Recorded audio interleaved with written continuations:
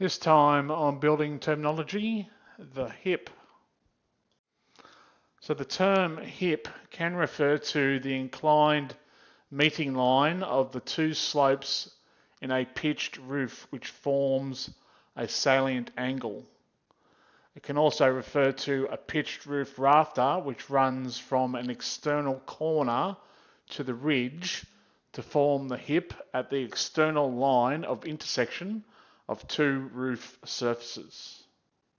So back to our roof and getting rid of everything else, we are left with our hip members. So they run from the intersection at the ridge down to an external corner. On plan, they would form a 45-degree angle.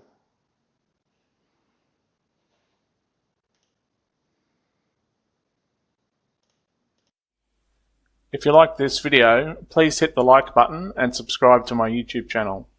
And you can also follow me on Facebook.